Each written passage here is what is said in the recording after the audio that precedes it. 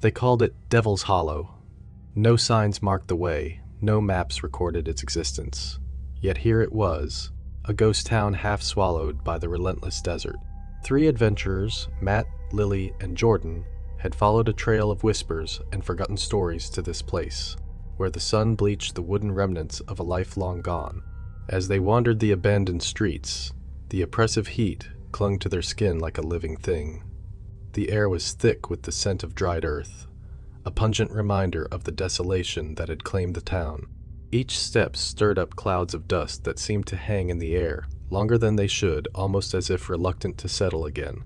The first building they entered was the saloon, its swinging doors barely hanging on by rusted hinges. Inside, the darkness was a welcome reprieve from the sun, but it brought with it a suffocating stillness. Broken bottles lined the bar, and old, brittle playing cards were scattered across a table, as if the game had ended abruptly. The sense of abandonment was palpable, as if the patrons had simply vanished into thin air. "Place feels wrong," Matt muttered, his voice barely breaking the silence. "That's the point," Jordan replied with a smirk, always the thrill-seeker of the group. "We came here to find out why." Lily ran her fingers over a dusty piano, the keys emitting a hollow, off-tuned note that sent a shiver down her spine. "Something happened here," she said softly, her voice tinged with unease.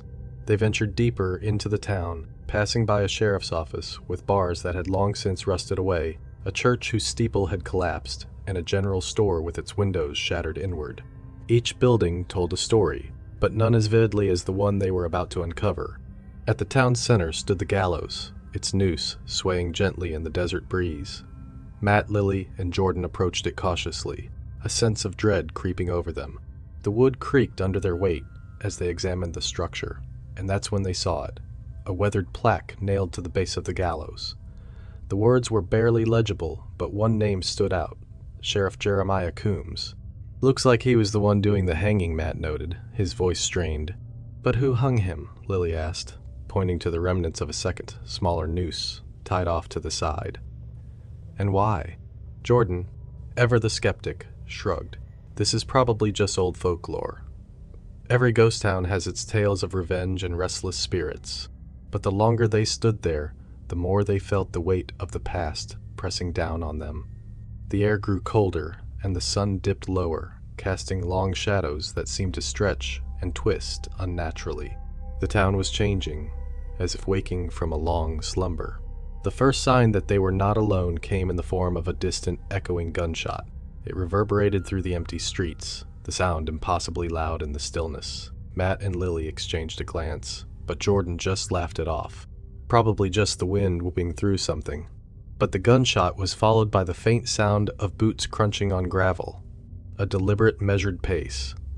Matt's hand went instinctively to the pocket knife he carried, though he knew it wouldn't do much good. The 3 of them turned toward the sound, eyes straining to see through the gathering dusk. Emerging from the shadows was a figure clad in a long duster coat, a wide-brimmed hat pulled low over his face. His boots left no prints in the dust, and his breath didn't disturb the air. Phantom Sheriff had come. "Who are you?" Matt called out, his voice betraying a tremor. The figure didn't answer, but a cold wind swept through the town, carrying with it the faint scent of gunpowder and blood. The sheriff's head lifted slightly, revealing hollow eye sockets that burned with an otherworldly light. His hand hovered over the worn grip of a revolver at his hip, and the air seemed to vibrate with tension. Jordan, still clinging to his bravado, took a step forward. "This is ridiculous. You're just some..." The sheriff moved faster than any living man could, his revolver drawn and fired in the blink of an eye. The shot rang out, and Jordan crumpled to the ground, clutching his chest where a dark stain was rapidly spreading. But there was no bullet wound, only a deep, suffocating cold that began to spread through his veins. Lily screamed, rushing to Jordan's side, but the sheriff was already advancing. Matt grabbed Lily's arm, pulling her back. "We have to go. Now." They ran, leaving Jordan behind, but the town seemed to conspire against them. The streets twisted and turned, buildings shifting in the gloom. The more they ran, the more disoriented they became.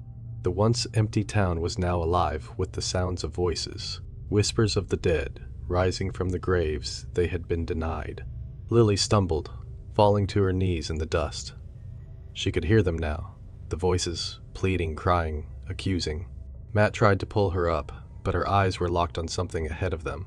There, at the end of the street, stood the gallows, but it was not empty. The figure of Sheriff Jeremiah Coombs was hanging from the noose, his body swaying gently, his head lolled to the side. And beneath him stood the phantom sheriff, staring directly at them, the revolver still smoking in his hand. "Why are you doing this?" Matt shouted, desperation creeping into his voice. The sheriff finally spoke, his voice a low, guttural growl that seemed to come from the depths of the earth. "Justice, for the wrongs done here." Lily began to sob, the weight of the town's history pressing down on her. This place, it's a graveyard. Matt nodded grimly. "We're the intruders." But it was too late for remorse. The sheriff raised his hand, and the ground beneath them began to tremble. The graves hidden beneath the dust burst open, skeletal hands reaching for the sky. The spirits of the townsfolk, wronged and restless, clawed their way out, their hollow eyes fixed on the living. Matt pulled Lily to her feet, dragging her away from the advancing dead. But no matter how fast they ran, the town shifted around them, trapping them in a maze of their own making. The sheriff was always behind them, his footsteps echoing in their ears. Finally, they found themselves back at the gallows, the phantom sheriff waiting for them. The ground beneath them gave way, and they fell into a pit of darkness, the voices of the dead closing in around them. The last thing Matt saw before the darkness consumed him was the sheriff's cold, empty eyes, filled with the eternal hunger for justice. Days later, a group of hikers stumbled upon Devil's Hollow, drawn by the same whispers that had lured Matt, Lily, and Jordan. They found no sign of the three adventurers, only the gallows still standing in the center of town. And from the gallows, 2 new nooses dangled, swaying gently in the desert breeze. The phantom sheriff had claimed his due.